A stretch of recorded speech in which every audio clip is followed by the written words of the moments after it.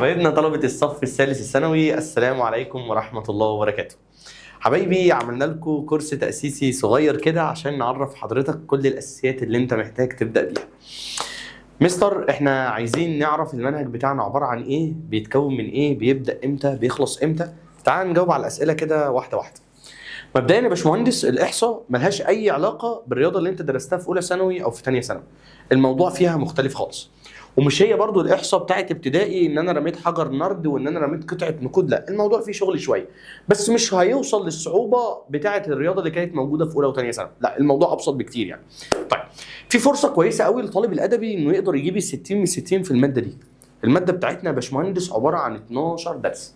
12 درس ده معدل صغير قوي، انا عندي 9 شهور بدرس في التسع شهور 12 درس، فالمعدل صغير قوي. المنهج بتاعنا بينقسم يا باشمهندس ل5 ابواب.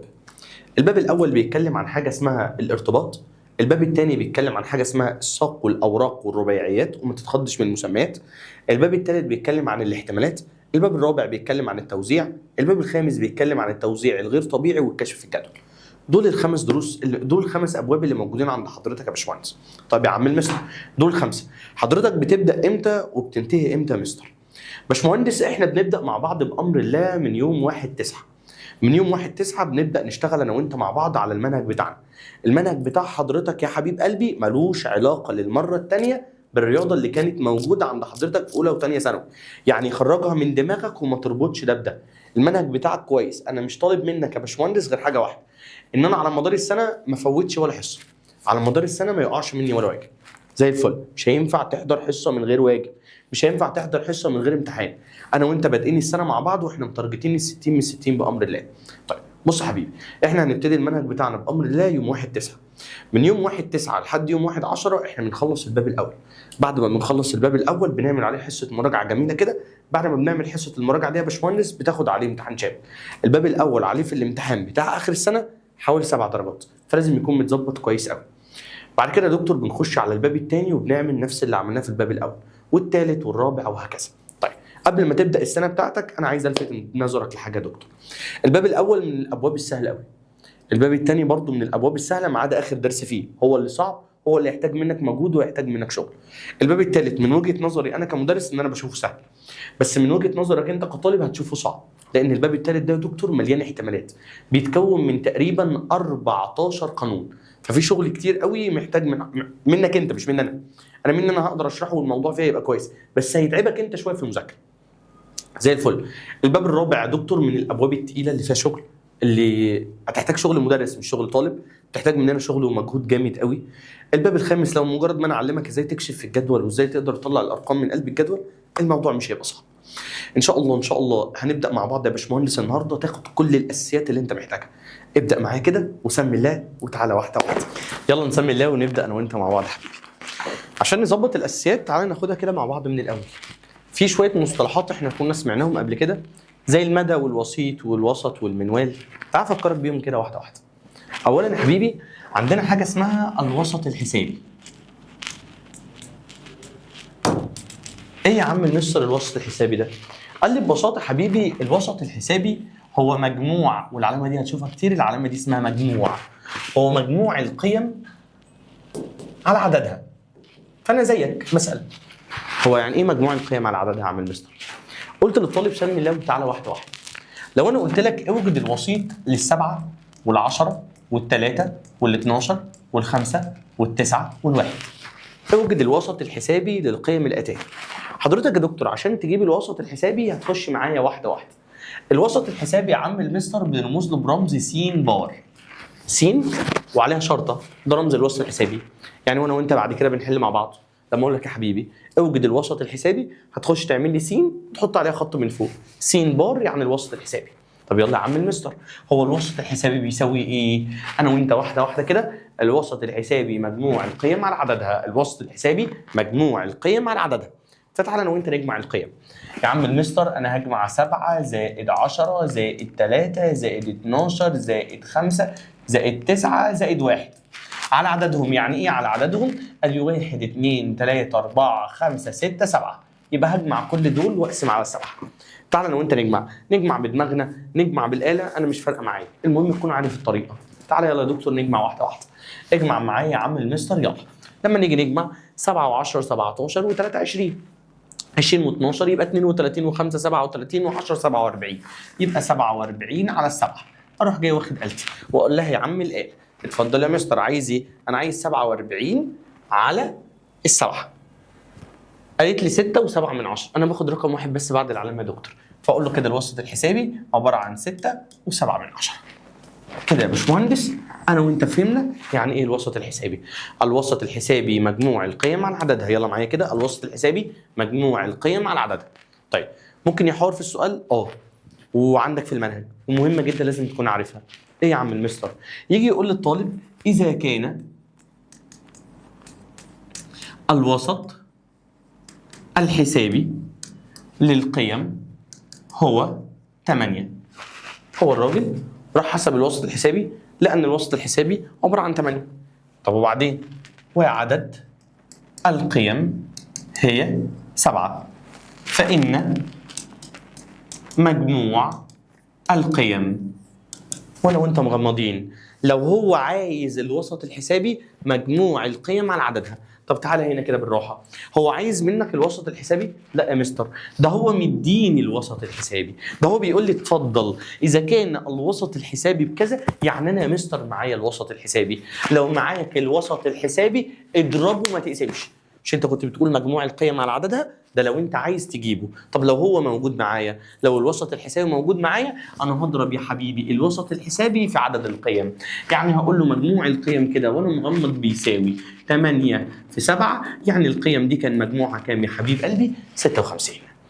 كده انا وانت ظبطنا الفكره الاولى اللي هي فكره الوسط الحسابي. خش بينا على الفكره رقم 2. الفكره رقم 2 يا عم المستر عندنا حاجه اسمها الوسيط. فرق ما بين الوسط الحسابي وما بين الوسيط يا باشمهندس. ايه يا مستر الوسيط ده؟ بقول لك ايه، انا سخنت. تعالى كده نمشي مع بعض واحده واحده.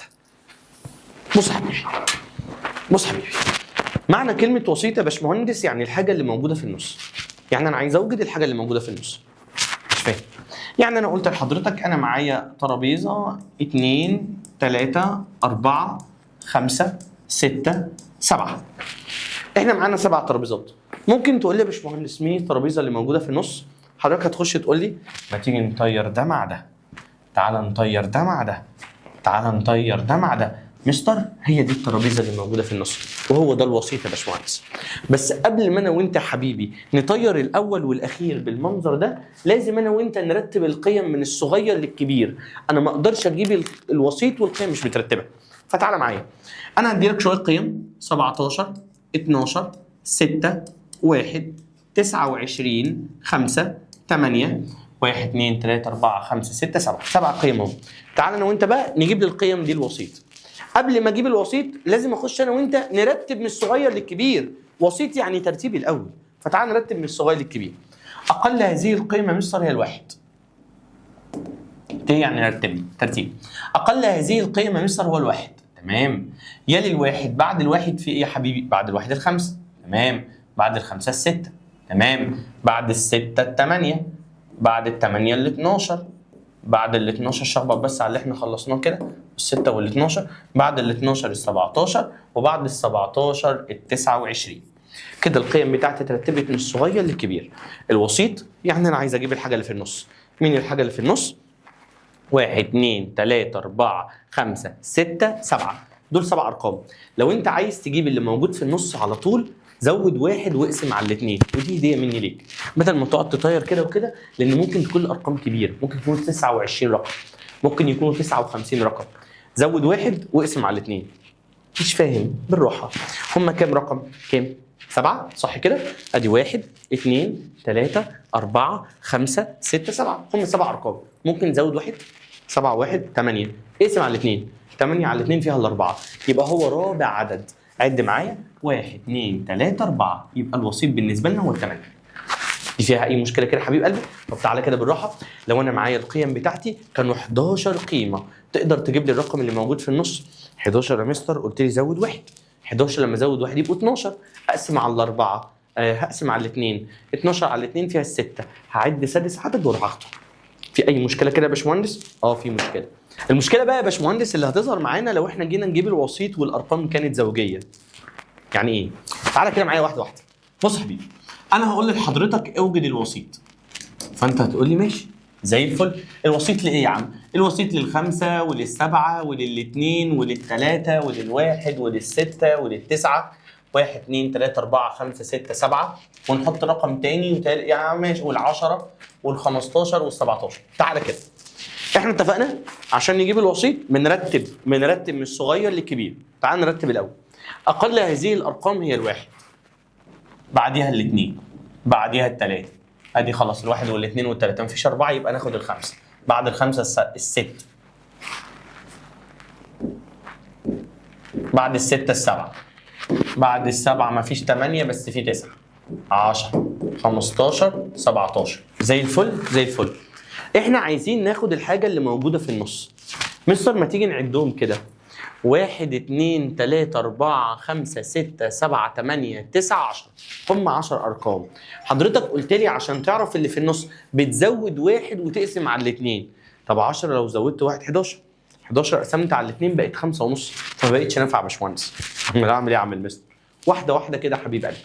لو الارقام بتاعتك كانت زوجيه يبقى هيكون في 2 في النص. طب هتجيبهم منين يا حبيبي؟ ما تزودش واحد، اقسم على الاثنين على طول. يعني لو الرقم زوجي 10 هقسمه على الاثنين على طول، مش هزود واحد، هقسمه على الاثنين على طول. 10 على الاثنين فيها الخمسه، يبقى العدد الخامس هو اللي في النص. تعالى كده 1 2 3 4 5 بس، ده اول واحد وخد اللي بعده. يبقى هم دول العددين اللي موجودين في النص. عايز تتاكد؟ تعالى احنا كده عرفنا ان دول اللي موجودين في النص. ادي ده مع ده، وادي ده مع ده، وادي ده مع ده، وادي ده مع ده، وفعلا في 2 موجودين في النص. تخيل معايا ان انا عندي 4 كراسي وقلت لك هات لي الكرسي اللي في النص، هتقولي لا في كرسيين في النص. نفس الحكايه، لو الارقام كانت زوجيه بيكونوا في 2 في النص.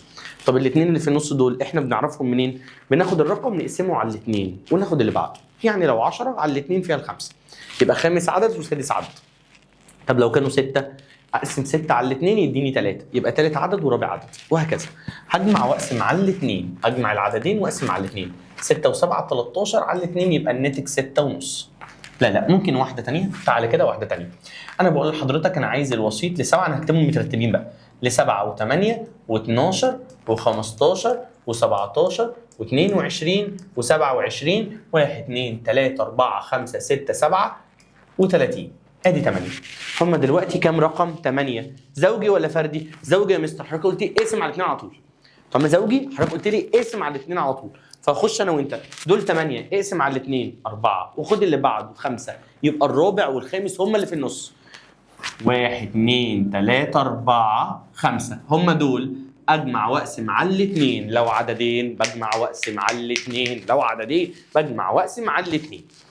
15 زائد 17 هيطلع الناتج مع حضرتك 32 على الاثنين فيها 16. يبقى كده الوسيط ال 16. يبقى احنا كده عرفنا الوسط الحسابي، وعرفنا ان الوسيط نوعين: في وسيط بيطلع 1 وفي وسيط بيطلع 2. زي الفل. كده خدنا وسط ووسيط. هناخد حاجه اسمها المدى. ايه يا عم المدى ده يا حبيب قلبي؟ المدى يا دكتور اكبر قيمه ناقص اصغر قيمه. المدى عباره عن ايه يا حبيب قلبي؟ اكبر قيمه ناقص اصغر قيمه. يديني شويه قيم ويقول لي خد يا حبيبي، حضرتك معاك ال6 ومعاك ال8 ومعاك ال12 والواحد والخمسة وال23. اوجد يا دكتور المدى. انا عايز اجيب المدى. المدى حضرتك وانت مغمض ولا بترتب ولا بتعمل حاجه، شوف اكبر رقم كام واصغر رقم كام وتطرح الاثنين من بعض. يعني انا وانت هنخش هنا عايزين نجيب مين يا مستر؟ عايزين نجيب المدى. اكبر رقم كام؟ اكبر رقم يا مستر 23 ناقص اصغر رقم كام؟ اصغر رقم هو الواحد. 23 ناقص 1 يعني المدى هيطلع معايا ب 22. يبقى المدى عباره عن ايه يا حبيبي؟ اكبر رقم ناقص اصغر رقم.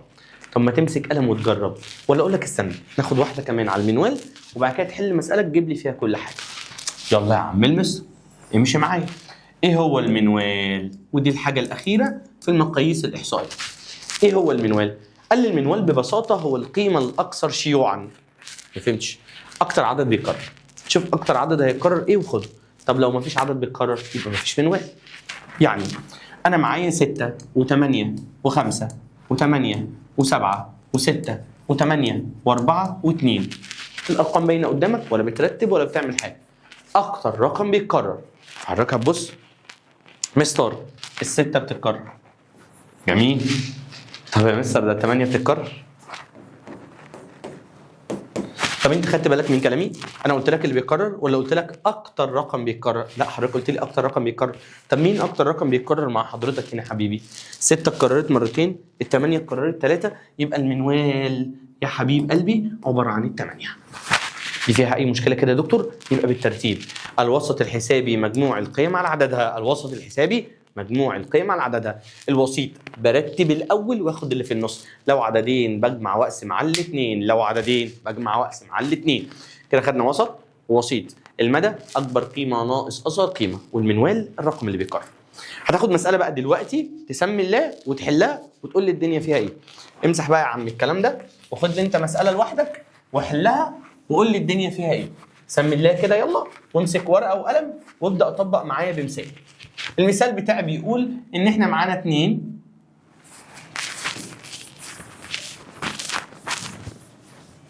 احنا يا باشمهندس معانا 2، معانا 2 ومعانا 7 ومعانا 4 ومعانا 6 و5 و8 و1 و4 تاني. عايز ايه يا عم المستر؟ انا عايز حضرتك تجيب لي الوسط الحسابي. يلا جرب بايدك كده.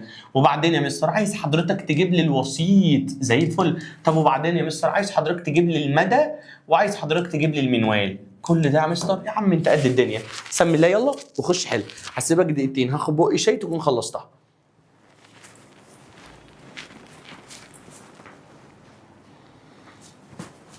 خدت وقتك؟ يلا بقى تعالى واحده واحده.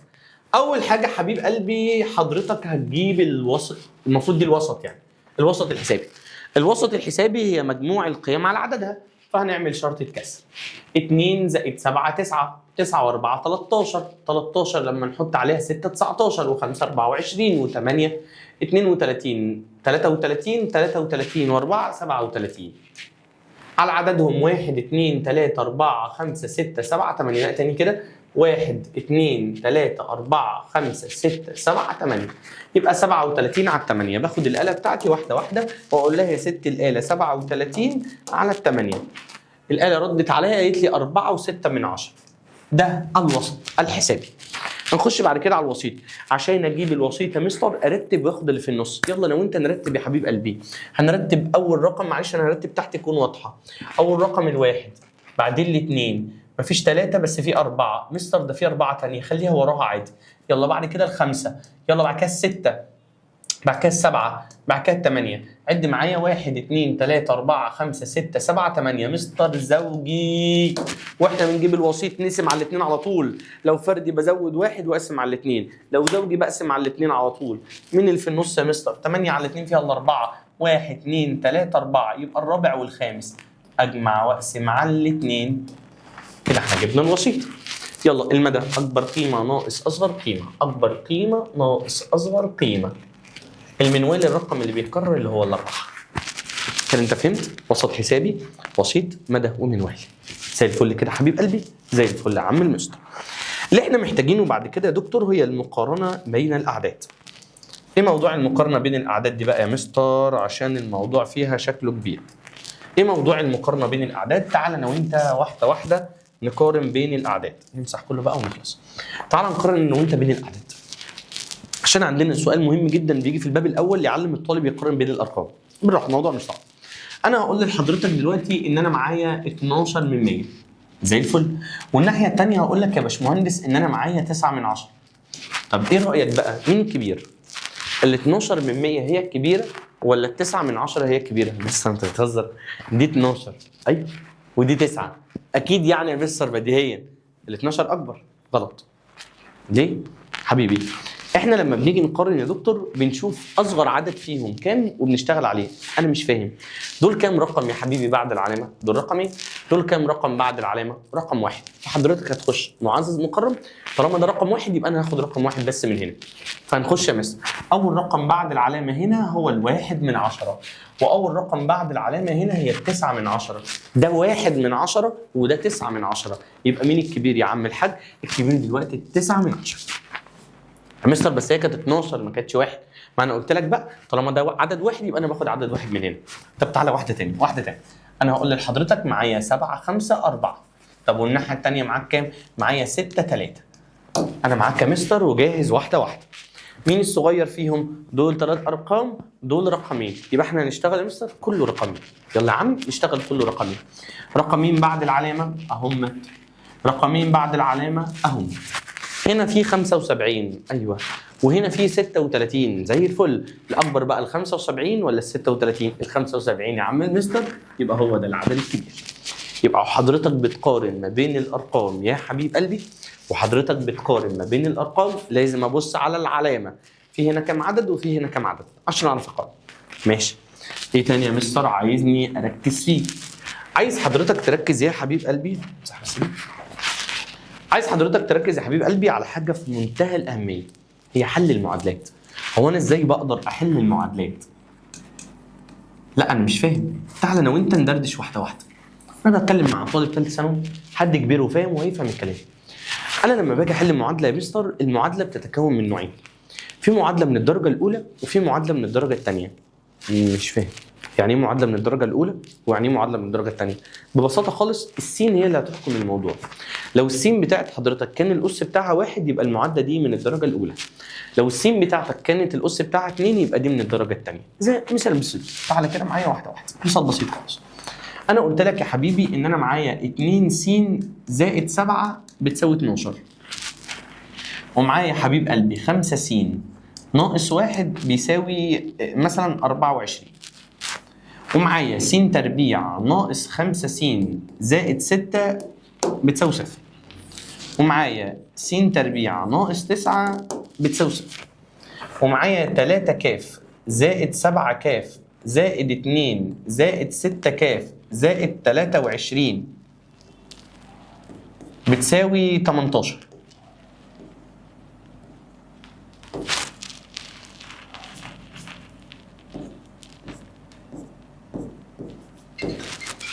عايزين نحل دي وعايزين نحل دي. تعالى كده انا وانت نمشي واحده واحده.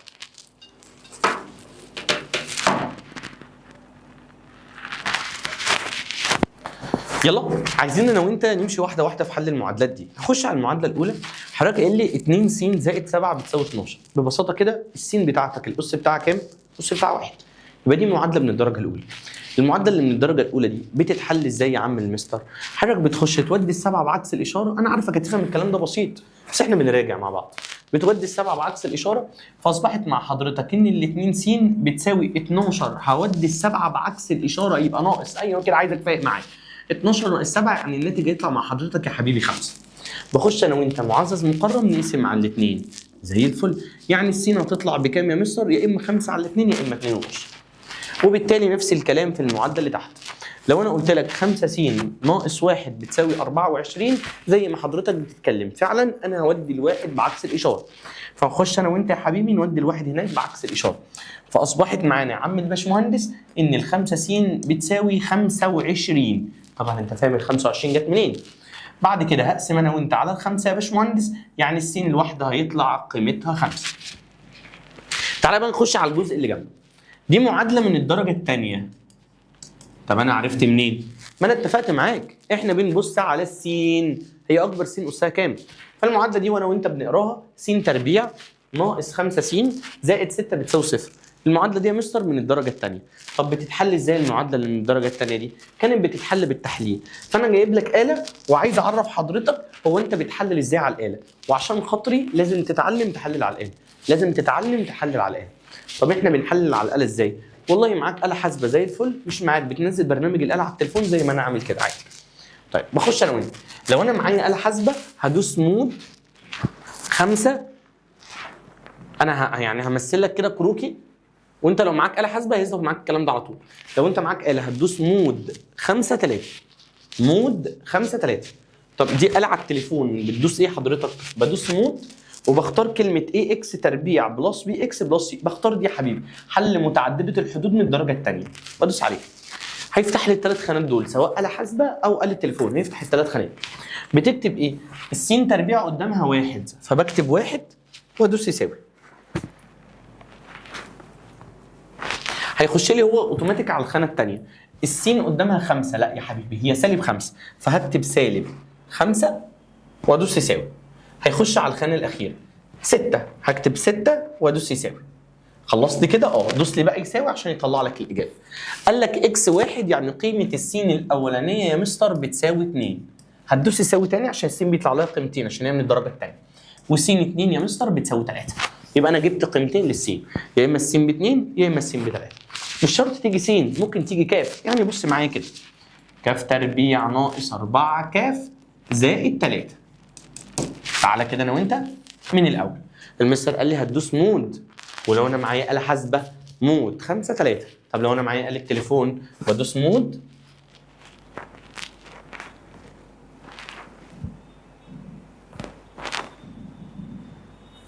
لو انا معايا التليفون بدوس مود وبختار كلمة ايه اهي، ايه اكس تربيع بلس اللي هي دي. تمام كده؟ يلا بقى نرجع تاني مع بعض زي الفل. احنا هنحلل تاني، عايزين نحلل. الكاف تربيع قدامها 1، ممكن يكون قدامها رقم هتكتبه بس هي قدامها 1. هدوس 1 وادوس يساوي. اللي بعده -4 اهو يا عم، -4 وادوس يساوي. الخانه اللي بعدها فيها 3 وادوس يساوي. بعد ما خلصت الثلاث خانات ادوس يساوي. يلا يا عم اهو يساوي. الاكس الاولى ب1، السين الكاف الاولى ب1، والكاف الثانيه دوس يساوي تاني، الكاف الثانيه ب3. طبعا تقيله شويه عشان بتعامل مع شاشات. طب اللي بعدها دي برده معادله من الدرجه الثانيه، بس انت دي ممكن تحلها بايدك عادي. اللي هي بتقول ان س تربيع ناقص 9 بتساوي 0. انا هودي التسعه بعكس الاشاره، فهقول له ان س تربيع بتساوي 9. لما اجي اخد الجذر يبقى الس بموجب او سالب 3. زي الفل. طب تعالى بقى معايا هنا، انا عايز اعود حضرتك على حاجه. لما تخش تلاقي معادله كبيره قوي بتجمع الرموز مع الرموز وبتجمع الاعداد مع الاعداد. يعني ايه بقى يا عم المستر؟ يعني انا معايا 3 كاف زائد 7 كاف زائد 2 زائد 6 كاف زائد 23 بتساوي 18. فتلاقي طالب مسك الاله 3 كاف زائد 7 كاف 10 كاف 10 كاف و2 كاف 12 كاف و6 كاف 18 كاف 23. لا ده غلط. اللي انتوا كنتوا بتعملوه ده ما ينفعش.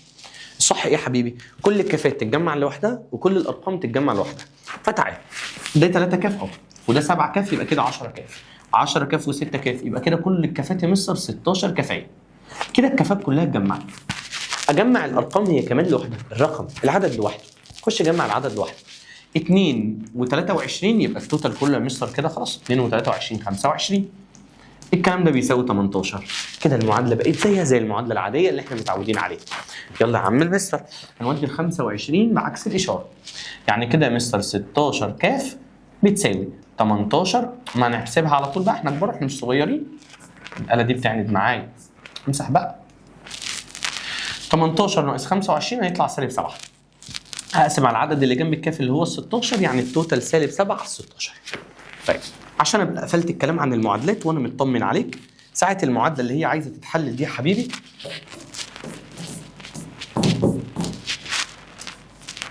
بتعند معايا السبوره دي.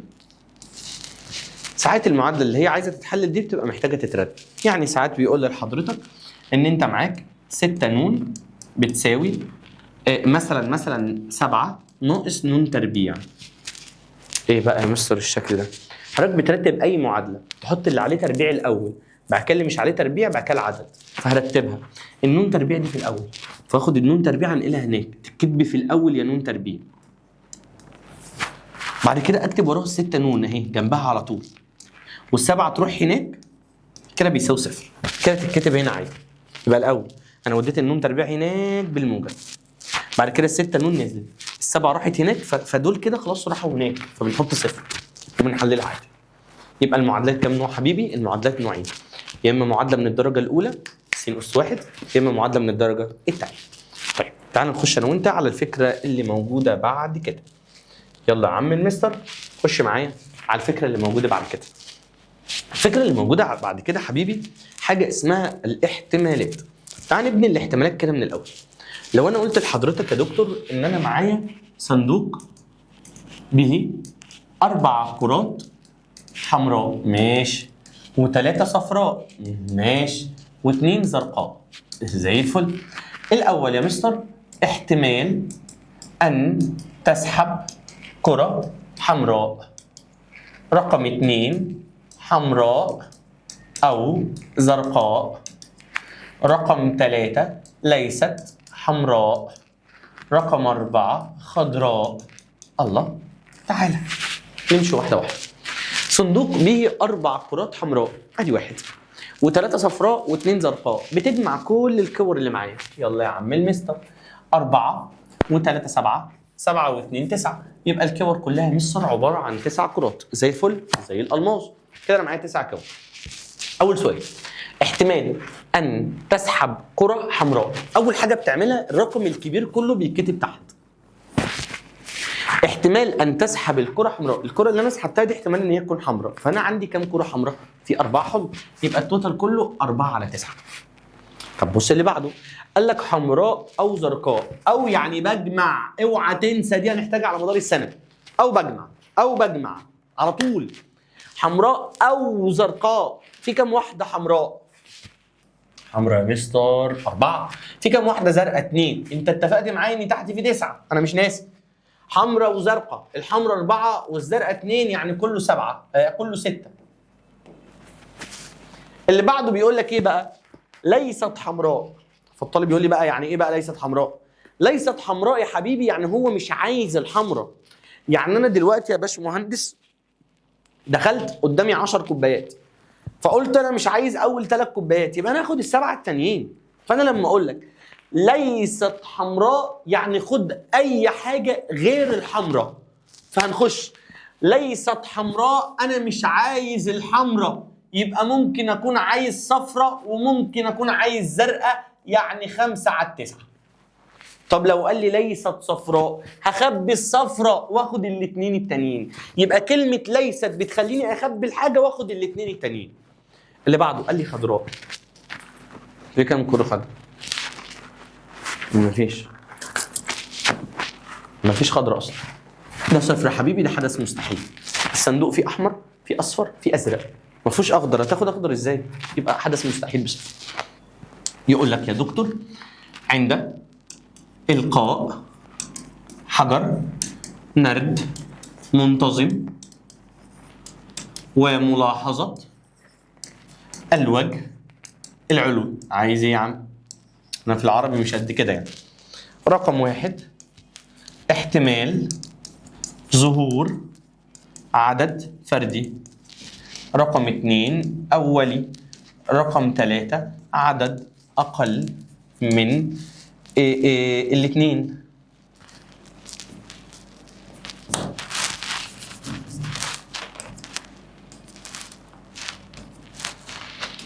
رقم 4 عدد زوجي أولي. ايه هي حجر النرد؟ حجر النرد ده سنه ثالثه، هو الزهره اللي بتلعب بيها السلم والتعبان بتاع البيضه المترقمه من 1 ل6. فخلينا متفقين ان الزهره دي فيها يا اما 1 يا اما 2 يا 3 يا 4 يا 5 يا 6. صح كده ولا ايه؟ دي الارقام اللي موجوده جوه حجر النرد.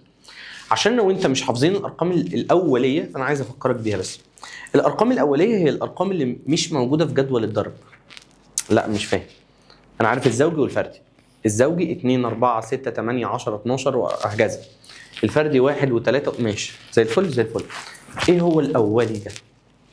الاولي يا حبيب قلبي كده بالراحه وببساطه هي الاعداد اللي مش موجوده في جدول الضرب. بمعنى هو كام في كام يديك 3؟ لو قلت لك 4 تقول 2 في 2. كام في كام يديك 3؟ كام في كام بيدي 5 غير 1 في 5؟ مفيش. كام في كام يدي 7؟ كام في كام يدي 13؟ كام في كام يدي 17؟ يدي 19. طب لو قلت لك كام في كام يدي مثلا 18، هتقول لي 3 في 6 ب 18، 2 في 9 ب 18. فطالما العدد موجود في جدول الضرب في حاجه في حاجه تدي العدد ده، يبقى ده مش اولي. انما ما فيش حاجه في حاجه تدي العدد ده، يبقى ده اولي. فهنخش هنا هنعمل لك دوريه على الاولي عشان تزوج والفرد انت عارفهم. الاولي الواحد كده كده ما ينفعش يكون اولي عشان في واحد في واحد. طب الاثنين ما تقوليش 2 في 1. الاثنين والثلاثه والخمسه. طبعا في السبعه اولي وال11 وال13، بس دي كده الاعداد الاوليه. مفيش حاجه في حاجه تدي 5 غير 1 في 5 وده ما بيتحسبش. مفيش حاجه في حاجه تدي 3 غير 1 في 3 وده ما بيتحسبش وهكذا. طيب اول حاجه هم 6 ارقام، فاللي تحت هيبقى 6. احتمال ظهور عدد فردي. في كام عدد فردي؟ الواحد والثلاثه والخمسه. في 3 اعداد فرديه كده، 3 على 6 فيها النص. ببسط في ابسط صوره. في كام عدد اولي؟ طب ما تيجي اديك شرط اولي اكبر من الاثنين. لا تعالى بقى. الاعداد الاوليه عندنا الاثنين والثلاثه والخمسه. يعني طبعا المقام هنا هيبقى 6. الاعداد الاوليه الاثنين والثلاثه والخمسه، صح كده؟ صح.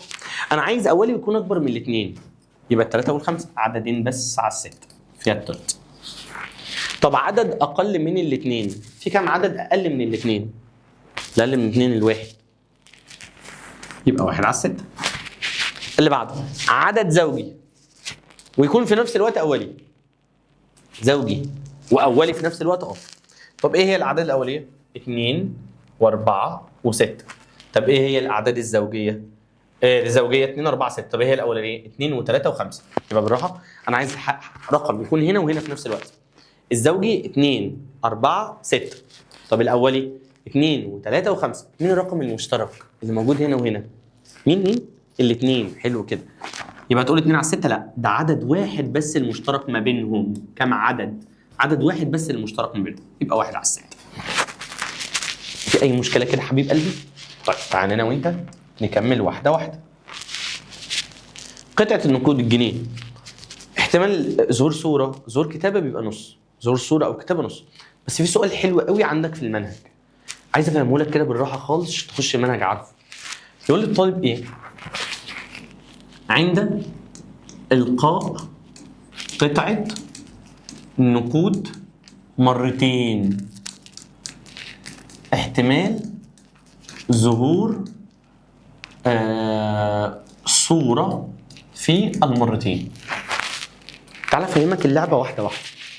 أنا معايا جنيه ورميته مرة ورميته التانية، فبالراحة. الجنيه أهو. طبعا أنت عارفني في الرسم طبعا يعني رهيب. ده الجنيه. لازم نلون بقى إيه عشان يكون الدقة برضه مهمة، أنت فاهم. يلا. ده الجنيه. أنا خدت الجنيه ورميته أول مرة. يا مستر رميته اول مره يا اما هيطلع صوره يا اما هيطلع كتاب. مفيش احتمال تاني. انا هرميه يا اما هيظهر صوره يا اما هيظهر كتاب. انا هرميه يا اما هيظهر صوره يا اما هيظهر كتاب. طب انا كده لما جيت رميت الجنيه رميته مره ولا رميته مرتين؟ لا رميته مره. طب ممكن نرميه تاني؟ فهنروح نرمي الجنيه تاني. قال لي فالصوره اللي ظهرت دي يا اما هتبقى صوره يا اما هتبقى كتاب. ودي نفس الحكايه، صوره وكتاب. لا يبقى بالراحه بقى، بالراحه خالص. رميت الجنيه اول مره طلعت صوره هي طلعت كتابه. لما جيت هترمي دي تاني وترمي دي تاني. يعني لو طلعت معاك صوره ترميها تاني، طب لو ما كانتش صوره كانت كتابه كنت هرميها برضو تاني. فاهم؟ فبتلعبها هنا وبتلعبها هنا تاني. وبنرجع نلم المساله بنقول له فضاء العينه ونعمل قوس كبير. وبلم المساله من تحت لفوق. ازاي يا عم؟ هقول له صوره وصوره. بص صوره وصوره. ظهرت الصوره مرتين. يا اما كتابه وصوره. يلا روح هنا صوره وكتابه. يلا روح هنا كتابه وكتابه. يبقى بالراحه، انا رميت الجنيه مره يا ظهر صوره يا ظهر كتابه. هروح هنا وارميه تاني يا صوره يا كتابه. هروح هنا وارميه تاني يا صوره يا كتابه. طب مش حضرتك قلت ان انت رميته مرتين؟ انت كده رميته ثلاثه. ما انا عارف دماغ الادبي، انا عارف تفكيري الادبي، انا عارف انت عملت معاكم سنتين وفاهم. انت هترميه اول مره يا يظهر صوره يا يظهر كتابه. مش لو ظهر صوره هترميه تاني اهو. طب لو ما ظهرش صوره وظهر كتابه كنت هترميه تاني برضه. فاهم؟ فانا بقول له لو ده ولو ده هعمل كذا وهعمل كذا. طب بنلولو عادي يعني. ماشي تعالى بقى معايا. بنلم الاحداث ازاي؟ من تحت لفوق. صوره صوره كتابه صوره. يلا سمعني. صوره كتابه كتابه كتابه. كام حدث دول؟ يا اما تظهر الصوره مرتين يا اما كتابه وبعد كده صوره يا اما صوره وبعد كده كتابه يا اما تظهر الكتابه مرتين. زي الفل. طب دول كام حدث؟ دول 4 احداث. يا تظهر الصوره في المرتين يا كتابه وبعد كده صوره يا صوره وبعد كده كتابه يا كتابه مرتين. ماشي. هو قال لك احتمال ظهور الصوره مرتين. هنا ظهرت الصوره مرتين هنا ظهرت مرتين هنا ظهرت مرتين هنا ظهرت مرتين. يبقى كام حدث ده؟ واحد من ضمن الاربعه. يبقى الاجابه بتاعتي هتبقى 4. فيها اي مشكله كده حبيب قلبي؟ طيب كمل معايا. يلا انا وانت واحده واحده. عندي 3 قوانين 4 مهمين جدا حضرتك هتحتاجهم. مش عايزك تخش هم ناقصين. مش عايزين نخش المنهج واحنا ناقصنا معلومه. اول حاجه حبيبي حته الاحتمالات. حضرتك لازم تكون فاهم في المقام الاول ان الحدث المؤكد بواحد، او تكون فاكرها. الحدث المؤكد بيساوي 1. وكذلك فضاء العينه. لو قلت لك احتمال فضاء العينه بيساوي برضه 1. الحدث المستحيل ده يا حبيبي بيساوي صفر. زي الفل اهو. ايوه يا مستر زي الفل عادي. يعني انا دلوقتي لو جبت التليفون بتاعي ورحت رميته على سيراميك، بالتاكيد الشاشه هتتكسر، ده حدث مؤكد، بالتاكيد الشاشه هتتكسر. طيب لو انا جبت حضرتك ورميتك من الدور العاشر، بالتاكيد هتتكسر او هتموت، صح؟ اكيد هيحصل فيك حاجه. فلما تعمل الحاجه وانت واثق ان في حدث هيحصل، ده اسمه حدث مؤكد. طيب هل يا باشمهندس ينفع حضرتك تترمي من الدور العاشر وما يحصلكش حاجه؟ هتقول لي ايه؟ مستحيل. الحدث المستحيل بصفر، الحدث المؤكد بواحد، وفضاء العينه كمان بواحد. طب تعال انا وانت ناخد شويه امثله. لو انا قلت لحضرتك احتمال الالف بيساوي 3 من 10، وركز هنا قوي، احتمال الب، الاحتمال بنرمز له بالرمز لام، احتمال الب بتساوي 4 من 10 زي الفل، احتمال الف اتحاد ب بتساوي 5 من 10. طب انت عايز ايه؟ انا عايز احتمال الف تقاطع ب. تعال نمشي واحده واحده واحده. انا وانت اتفقنا ان العلامه دي اسمها احتمال. احتمال الالف ب 3 من 10، واحتمال الب ب 4 من 10، واحتمال الف اللي بصل فوق اتحاد واللي بصل تحت تقاطع، اللي بصل فوق اتحاد واللي بصل تحت تقاطع، اللي بصل فوق اسمها اتحاد واللي بصل تحت تقاطع. احتمال الف تقاطع ب، هتكتب لي القانون ده بقى. التقاطع هو الف زائد ب ناقص الاتحاد. يبقى بالراحه، لو عايز التقاطع الف زائد ب ناقص الاتحاد، لو عايز التقاطع الف زائد ب ناقص الاتحاد، لو عايز التقاطع الف زائد ب ناقص الاتحاد. طب لو عايز الاتحاد بالمره بقى، ما احنا بنحفظ قوانين. لو عايز الاتحاد، الاتحاد هو الف زائد ب ناقص التقاطع. يبقى التقاطع عباره عن ايه؟ الف زائد ب ناقص الاتحاد. التقاطع عباره عن ايه؟ الف زائد ب ناقص الاتحاد. طب هو الاتحاد عباره عن ايه؟ الف زائد ب ناقص التقاطع. طب هو طالب ايه؟ هو طالب من حضرتك التقاطع. هتقول لي الف اللي هو ب 3 من 10، الب اللي هي 4 من 10، الاتحاد اللي هي 5 من 10. تعال نخش انا وانت واحده واحده. 3 من 10 و4 من 10 كده 7 من 10. 7 من 10 ناقص 5 من 10 هيطلع الناتج مع حضرتك 2 من 10. طب تعال ناخد مسألة نجيب فيها الاتحاد. لو انا قلت لحضرتك انا معايا احتمال الالف ب 3 من 10، واحتمال الب ب 6 من 10، واحتمال الف اتحاد، احتمال الف تقاطع ب بتساوي 4 من 10. انا عايز احتمال الف اتحاد ب. يلا ايه قانون الاتحاد؟ الاول زائد الثاني واعكس العلامه، يبقى الاتحاد الف زائد ب ناقص التقاطع. طب التقاطع الف زائد ب ناقص الاتحاد، يبقى الاتحاد الف زائد ب ناقص التقاطع، والتقاطع الف زائد ب ناقص الاتحاد. فهقول له برضه يا مستر هو الف زائد ب، لو انت عايز الاتحاد يبقى انا هقول ناقص التقاطع.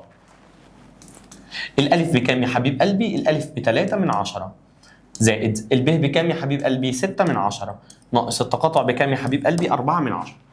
6 و3 9، 9 لما نشيل منها 4 يعني الناتج 5 من 10. يبقى انت خدت قانون التقاطع وخدت قانون الاتحاد. تعال انا وانت ناخد القانون اللي جاي بعد كده. مش هتقل عليك، انا قربت خلاص، مش هتقل ان شاء الله. اللي جاي بعد كده هو احتمال الف فرق ب. الفرق بياخد الحدث الاول ناقص التقاطع. انا قلت الف فرق ب، مين اللي اتقال الاول؟ الالف. يبقى ده القانون بتاعه لام الالف ناقص التقاطع. يبقى احتمال الف فرق ب القانون بتاعه عباره عن ايه؟ لام الالف ناقص التقاطع. طب لو انا قلت احتمال ب فرق الف، انت شاطر بقى، مين اللي اتنطق الاول؟ الب ولا الالف؟ لا الب اللي اتنطقت الاول، يبقى ب ناقص التقاطع. لا اديني مثال بقى عشان انا بحب مثال افهم بيه. اذا كان احتمال الالف ب 4 من 10 واحتمال الب ب 2 من 10 واحتمال الف تقاطع ب 5 من 10، انا عايز احتمال الف فرق ب واحتمال ب فرق الف. يلا هنخش انا وانت واحده واحده. الفرق بياخد الحدث الاول ناقص التقاطع، الفرق بياخد الحدث الاول ناقص التقاطع، الفرق بياخد الحدث الاول ناقص التقاطع. فتعالى احتمال الالف فرق ب هقول له لام الالف ناقص التقاطع. طب هو لام الالف بكام؟ قال لي لام الالف ب 4 من 10. طب هو التقاطع بكام؟ التقاطع ب 5 من 10، هي المفروض دي التقاطع ب 3. 4 من 10 ناقص 3 من 10 1 من 10. ما ينفعش الاحتمال يطلع بالسالب. طب احتمال ب فرق ألف الأول ناقص التقاطع. طب الب بكام في المعطيات؟ ب 2 من 10. طب التقاطع بكام في المعطيات؟ 3 من 10.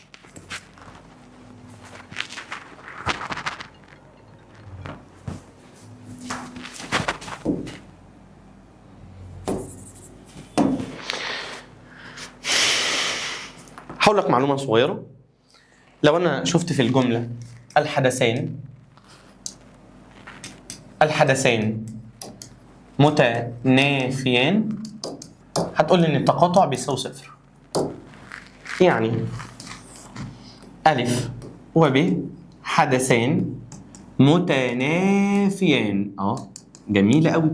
واحتمال الألف بيساوي 2 من 10 واحتمال الب بيساوي 3 من 10.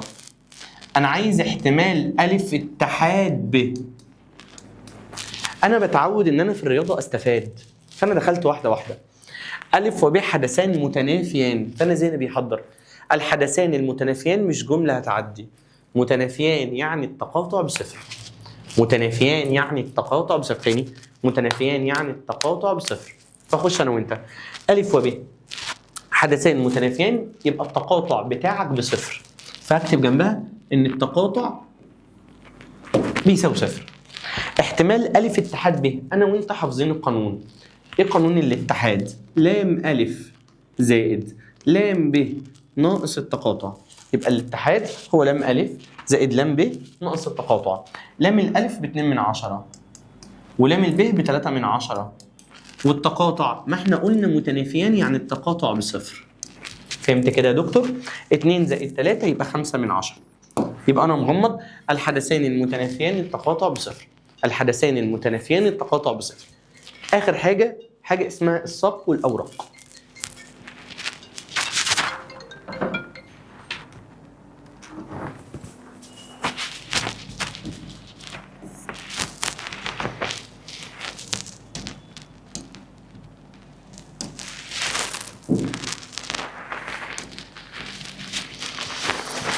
اخر حاجه هندردش فيها انا وانت حاجه بسيطه اسمها الساق والاوراق. دي عندك في المنهج، انا عايز اديك نبذه عنها عشان تبقى فاهمه ايه موضوع الساق وموضوع الاوراق. دي طريقه بنكتب بيها الارقام بتاعتنا. بتلاقيني عامل لك زي جدول كده، انا بعمله لك انت مش هتعمله. بنكتب هنا حاجه اسمها ساق، وبنكتب هنا حاجه اسمها اوراق، وبنكتب هنا 2 3 4 1 2 4 5 7 2 3 5 1 6. وبكتب لك هنا حاجة اسمها المفتاح، وبكتب لك رقم 3 3 3 3. أنا مش فاهم. تعالى واحدة واحدة. الساق والأوراق دي يا حبيبي هي طريقة بنكتب بيها الأعداد. الأول بيبقى أحاد والتاني عشرات. لا مش فاهم. يعني أنا وأنا شغال أنت هتقرأ هنا 21 22 24 25 27. العدد بيتقري كده. انزل تحت يلا اقرا لي ده. 32 33 35 41 46. ده بيبقى رقم العشرات ودول بيبقوا رقم الآحاد. فانا ممكن اطلب من حضرتك هنا يا حبيب قلبي المدى. اوجد المدى. انا فاكر كلامك يا مستر. المدى اكبر قيمه ناقص اصغر قيمه. فهنخش اول رقم دايما بيبقى اصغر رقم واخر رقم بيبقى اكبر رقم. فهنخش انا وانت. اول رقم يا مستر ال 21 ناقص اخر رقم يا مستر ال 46. عشان اكتب الكلام صح يبقى 46 ناقص 21 هيطلع الناتج مع حضرتك يا حبيب قلبي 25. كده جبنا المدى. طيب ممكن يقول لي لحضرتك ما تجيب لي الوسيط. فاكر الوسيط؟ يا مستر الوسيط كنت بتقول لي رتب وخد اللي في النص. انا بقول لك هي مترتبه. طالما جبت لك ساق واوراق يبقى هي مترتبه. هنخش انا وانت واحده واحده هنعدهم. ما تعدش، عد ده 1 2 3 4 5 6 7 8 9 10. هم 10 ارقام. لو 10 ارقام يبقى في كام عدد في النص؟ صح، في عددين في النص. مين هم؟ اقسم على الاثنين واخد اللي بعده، الخامس والسادس. مين الخامس؟ 1 2 3 4 5 والسادس. مش هتاخد السبعة والاثنين، لا انت هتاخد ال27 وهتاخد ال 32 اجمع واقسم على الاثنين. 27 زائد 32 هيطلع الناتج مع حضرتك 59. هنقسم ال 59 على الاثنين هيطلع الناتج 29 ونص. مسألة تانية على الساق والأوراق وهختم أنا وأنت. يلا يا عم واحدة واحدة. هنا يا مستر عندنا ساق، وهنا يا مستر عندنا أوراق زي الفل. كاتب لي هنا يا مستر 0 3 6 5 1 2 4 7 2 3 5 5 1 3. يلا يا عم بقى أنا وأنت عايزين نوصل لإيه؟ عايزين نوصل واحدة واحدة للمدى. عايزين نوصل واحدة واحدة للوسيط. يلا يا عم المستر واحدة واحدة. الأرقام دي بتتكتب إزاي؟ الصفر في العشرات ملوش لازمة، يبقى 3 6 5 عادي. طب ما تيجي ننزل تحت، هي المفروض 5 6 لازم تكون مترتبة. 5 6. طب ما تيجي ننزل تحت. تتقري 2؟ لا 12 14 17. طب اللي تحت 23 25. طب اللي تحت 51 53 وهكذا. تعالى يلا احنا عايزين المدى. المدى اكبر قيمه ناقص اصغر قيمه، اول رقم واخر رقم. اول رقم ده واخر رقم ده. يعني 3 ناقص 3 لا، اول رقم 3 انما اخر رقم 53 ناقص ال3 يعني المدى ب50. طب لو طلب منك الوسيط، الوسيط يعني اللي في النص، فانا هعد الاول. يلا 1 2 3 4 5 6 7 8 9 10. ممكن ازود رقم تاني معلش، يعني معلش انا عايز ازود رقم تاني عشان خاطر تطلع رقم فردي. خلي هنا 6. 1 2 3 4 5 6 7 8 9 10 11. دول 11 رقم. هنجيب اللي في النص ازاي؟ لو 11 عشان ده رقم فردي يبقى نزود 1 يبقى 12 واقسم على 2 يبقى 6. سادس عدد. 1 2 3 4 5 6 7. ده هو ده؟ لا ده 17. يبقى سادس عدد هو ال17 وده الوسيط يا حبيبي. الساق والاوراق طبعا احنا هنتعمق فيه في شغلنا، احنا عندنا درس كامل في الباب الثاني اسمه الساق والاوراق. انا حاولت على قد ما اقدر يا حبيبي ان انا اديك كل الحاجات اللي انت هتحتاجها في منهجك موجوده في القديم، بحيث ان انت ما تخش المنهج ناقصك اي حاجه. مش عايزك تذاكرهم، انا عايزك تقعد قدام الفيديو كده بكوبايه شاي، اسمع الفيديو واحده واحده والتأني. ان شاء الله الموضوع مش صعب. انا مش عايزك يعني انا مش هقول لك فاكر لما اقولها، لا انا عايزك تسمع بس عشان المعلومه تكون عندك، عشان لما اجي اقولها تبقى فعلا بالنسبه لك مراجعه، لان في حاجات كتير من المعلومات دي ما كانتش موجوده عندك، فلما تسمعها تحس ان هي جديده. فانا مش عايزك تبقى قاعد في القاعه او انت بتسمعني على الاونلاين حس ان الموضوع جديد، لا انا عايزك تكون زيك زي اي حد عارف ان هو مراجعه على القديم. اشوفكم على خير يا حبايبي بامر الرحمن في اول حصه، واول حصه ان شاء الله الرحمن هتكون 1/9. اشوفكم على خير يا شباب.